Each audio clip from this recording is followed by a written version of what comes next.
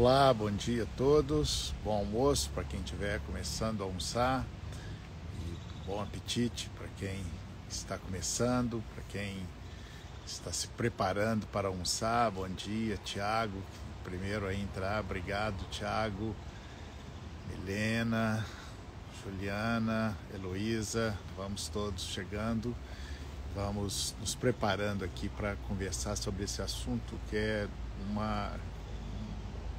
não diria uma tormenta, mas uma questão que nos atém, que nos aflige no dia a dia. Hoje, eu não sei se minha internet está boa, não sei se está dando para vocês ouvirem e ver muito bem. Se não tiverem, por favor, avise que eu posso tentar mudar de lugar. Hoje eu mudei aqui de lugar para variar um pouco o cenário, mas vamos lá. Lohane, Portugal, Vanusa, todos muito bem-vindos. Vamos então começar a falar sobre isso que já está anunciado, que são as diferenças entre casamento e união estável. Tem diferenças, né? Bom, infelizmente essas diferenças estão cada vez menores. Na verdade, a união estável, ela vive um paradoxo, o paradoxo da sua regulamentação. Quanto mais se regulamenta, mais ela se distancia da sua ideia original, que é a liberdade, uma união livre, né? Quem se lembra aí como é que foi o histórico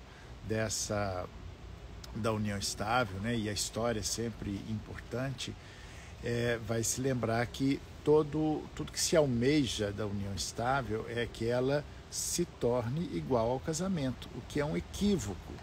E foi por isso que na Constituição de 1988, quando se falou das forças, quando se debatia, né, as forças conservadoras e liberais para se admitir a união estável como uma família legítima, passou aquele artigo que diz que o Estado facilitará a conversão da união estável em casamento.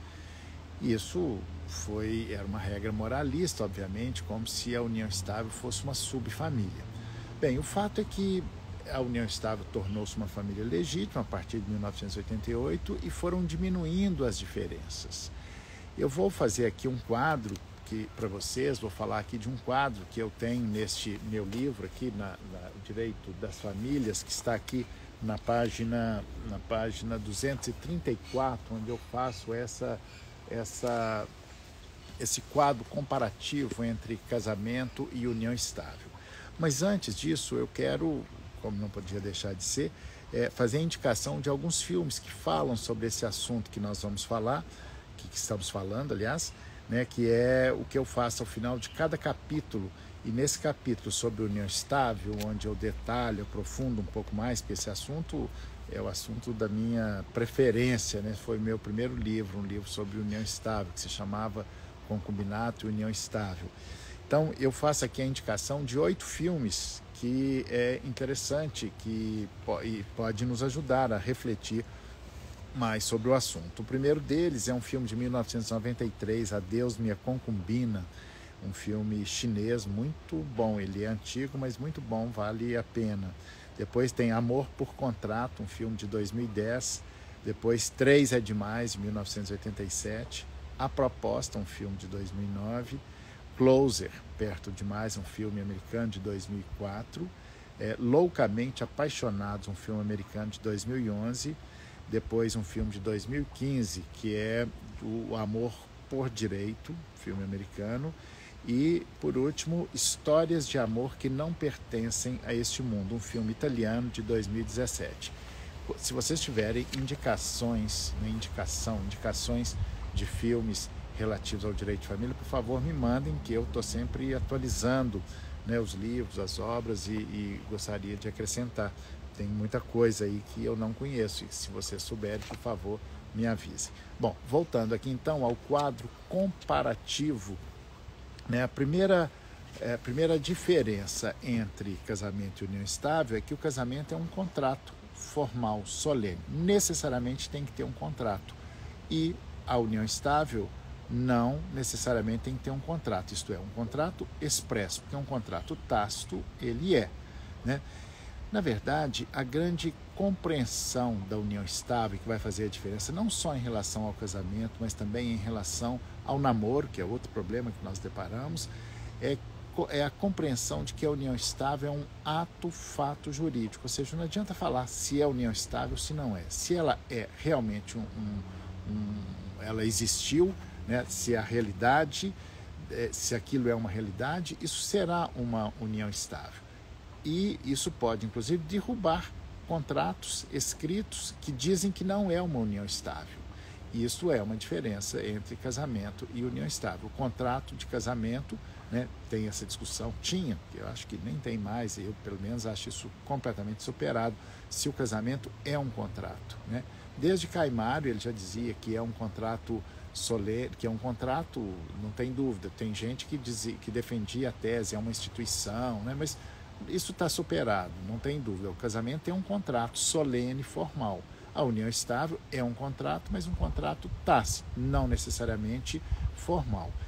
Mas isso vem sendo regulado, regulamentado, e nós temos a resolução 35 do CNJ que fala detalhes dessa regulamentação. E para aumentar esse paradoxo, é possível hoje inscrever o contrato de união estável, que pode ser particular ou por escritura, né? Na maioria das vezes quem faz esse contrato faz por escritura, mas não necessariamente precisa ser por escritura, pode ser particular, registrado ou não, pode ser registrado no cartório de títulos e documentos, por exemplo. Mas o paradoxo maior é que é possível registrar esse contrato de união estável no cartório de registro civil. Vejam só que paradoxo. Quanto mais, portanto, vai aproximando a união estável do casamento, mais ela vai se distanciando da sua ideia original. Bem, mas essa então é o primeiro ponto aí de encontro e desencontro da união estável e casamento. Casamento é um contrato formal, solene, né? Precisa ter toda a solenidade e toda a formalidade, e a união estável pode ser não exige essa formalidade. Claro que é bom que se faça porque dá mais garantias. Outro paradoxo, diferença e igualdade. O casamento cria um estado civil, a união estável não cria um estado civil. O IBDFAN tinha um projeto de lei que era o Estatuto das Famílias, e que lá nós debatemos muito isso, né? Porque, na verdade, quanto mais a gente vai regulamentando isso, mais nós vamos acabando com o casamento, a ponto de transformar, acabando, aliás, com a união estável, a ponto de transformá-lo num casamento forçado, né? Isso é o paradoxo. Bom, mas Estado Civil, ele é importante porque ele é determinante de uma situação patrimonial. E a união estável não cria um Estado Civil. E isso gera uma insegurança para terceiros, para as relações com terceiros, para os negócios jurídicos. Por exemplo, eu ontem atendi uma cliente que tinha uma união estável e morava num apartamento que estava em nome do marido, e ele poderia vender esse apartamento, porque estava lá divorciado, então não precisava da assinatura dela. Claro, em princípio não precisava, mas ela pode interceptar essa venda. E eis aí essa outra diferença, então, da união estável não cria um Estado Civil, em não criando o Estado Civil gera uma insegurança. Mas o que alguns cartórios mais cuidadosos têm feito? Eles têm perguntado, vive em união estável? O que também é quase como uma invasão de privacidade, porque às vezes eu acho que eu estou em união estável e minha companheira acha que é só um namoro. Mas vejam só os paradoxos da união estável, e é com eles que nós temos que conviver. Então, a criação, o fato de não ter um Estado Civil, gera um paradoxo e uma insegurança jurídica. Portanto, é conveniente quem vive em união estável, sempre ao preencher as fichas cadastrais, os dados cadastrais de informação do Estado Civil, né? Porque o Estado Civil oficial, a rigor, é o solteiro, ou divorciado, ou o Estado Civil anterior que tinha, porque ele não altera o Estado Civil. É conveniente dizer que vive em união estável.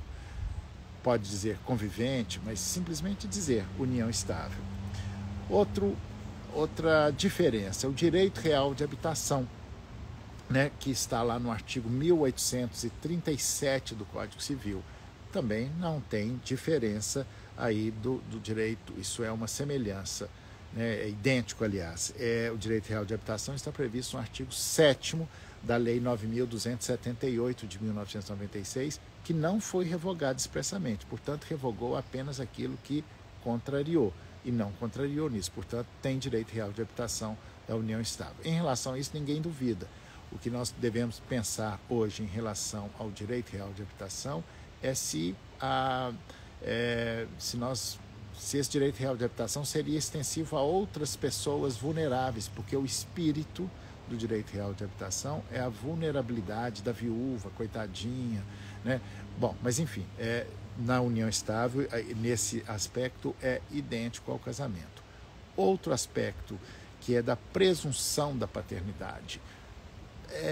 No casamento, há a presunção da paternidade, né? O marido, mesmo se não for o pai, ele é o pai. Ou seja, o marido, alguém que uma mulher pode ir no cartório com a certidão de nascimento e registrar o filho em nome do pai. Mas com a certidão, aliás, nem tem a certidão, embora isso possa se fazer o registro da união estável na certidão de nascimento, né, no cartório de registro civil. Mas os cartórios, em geral, não têm aceitado o registro do pai sem o seu consentimento, porque não tem considerado a presunção da paternidade. Isso é um paradoxo. Portanto, esse é mais que é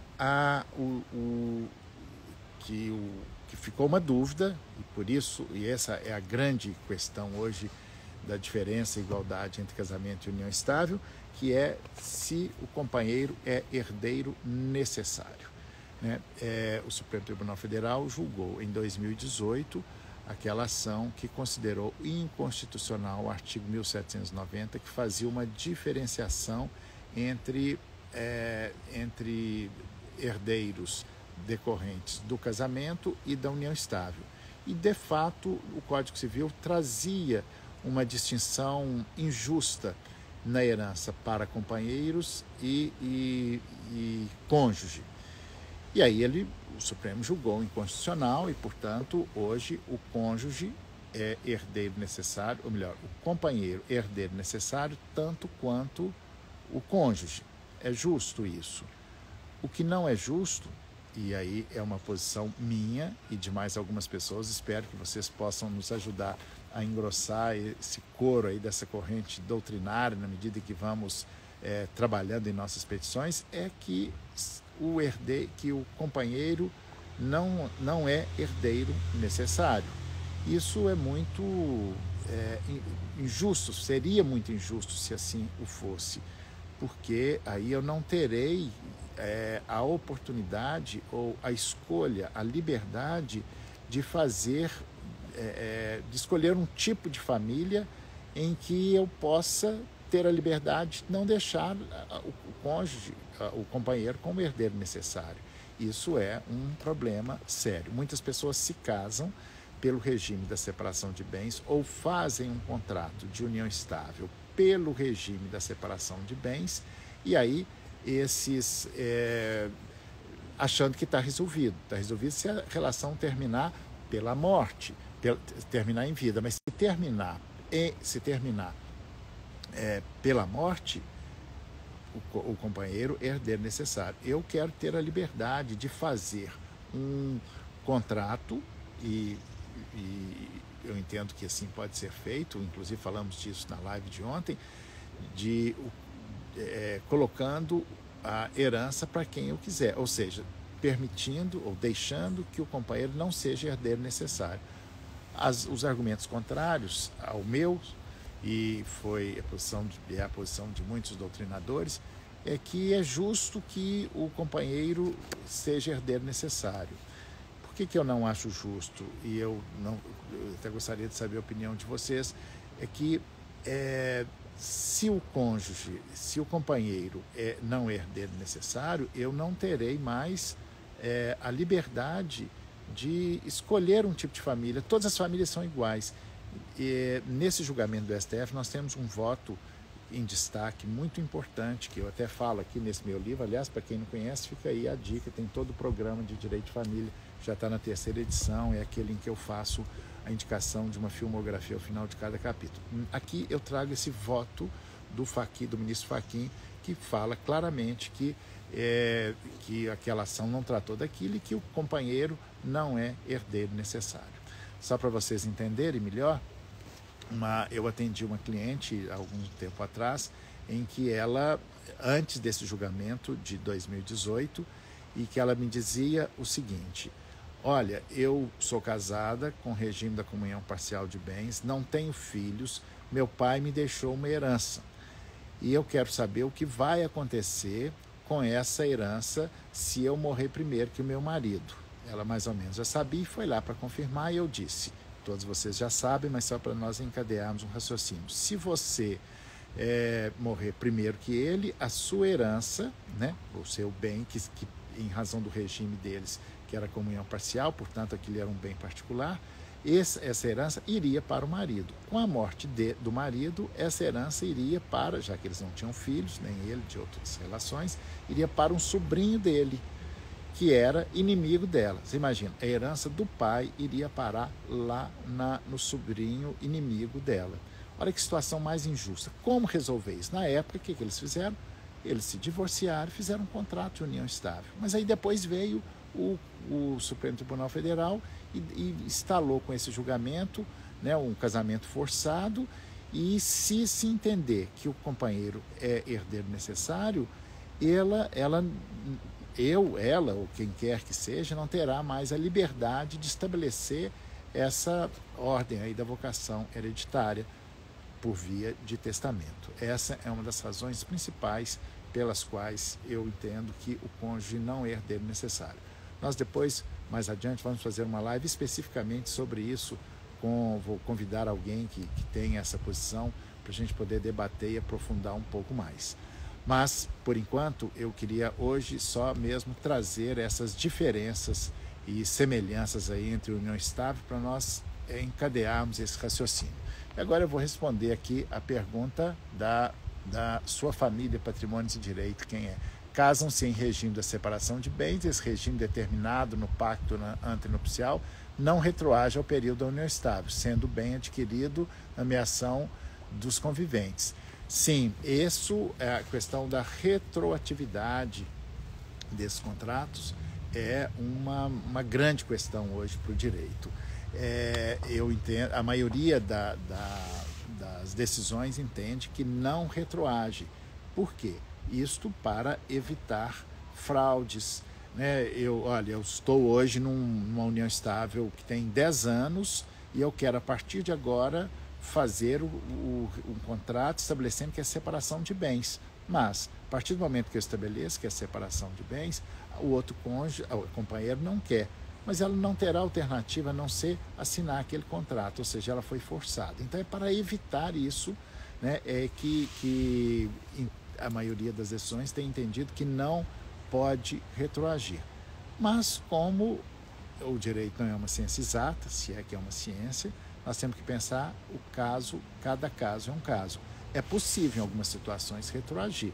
E nesses casos, e quando nós tivermos interesse na retroatividade desse contrato, é bom e aconselhável que se faça uma homologação judicial, justificando aquilo e mostrando que não teve, se demonstrar que não tem nenhuma pressão, né, não estamos fazendo nenhuma fraude, simulação, é possível sim. E para dar garantias, e nós, advogados, somos procurados para dar garantia e segurança às relações jurídicas, é conveniente nesse caso, e eu tenho feito assim, eu fiz a homologação desse contrato falando da retroatividade, demonstrando, obviamente, que não tinha nenhuma fraude nisso aí, né? Bom, o Augusto Barbosa aqui, mas o STF não se omitiu em definir nos embargos de declaração se era ou não herdeiro necessário. O IBDFAN, que ele entrou, atuou como amicus curiae, e nós entramos com embargo de declaração, sabe, Augusto? E o STF disse, não, isso não, perguntando, e afinal, isso é herdeiro necessário ou não? O STF disse, isso não foi objeto da ação, portanto, continuou em aberto aí para a doutrina aí construindo isso e reflexões como essa que você traz, que eu falo aqui, que vocês todos falam, que vão nos fazendo pensar e repensar aqui esse direito de uma forma mais lúcida, né? Aí vamos ver aqui a Josiane. O filme Razão e Sensibilidade fala da morte por serem só mulheres, perdem a casa e todo o patrimônio. Filme que retrata a lei da época, mas é interessante, a descaracterização dos bens de família. Eu tinha esquecido desse filme, Josiane. Razão e Sensibilidade é um ótimo filme para indicar, inclusive para outros pontos, outros aspectos do direito de família, que eu vou acrescentar aqui, né, nesse meu livro aqui. No final de cada capítulo tem indicação de filmes conectados ao direito de família. E eu tenho aqui já colecionado mais de 150 filmes. Então, se tiverem ideias, sugestões, podem me mandar, por favor. Sua família, patrimônio, o nome é Kátia. Pois é, Kátia, não deu para identificar, porque você aparece aqui para mim como sua família, que é o seu Instagram, né? Bom, ok. Bom, gente, então, hoje essas lives da hora do almoço, a proposta é nós ficarmos um pouco no almoço, abrindo o apetite, dependendo do tema, até fechando o apetite, mas fechar o apetite às vezes pode ser bom. Essa live da hora do almoço que eu vou fazer todos os dias, amanhã, inclusive, cada dia um tema que eu vou anunciando aí. Se vocês quiserem, pode sugerir algum tema também para poder discutir. Nós já temos uma programação aqui até julho dessas lives na hora do almoço, a gente ir refletindo sobre essas novas questões do direito de família. Muito obrigado pela presença de todos e até amanhã.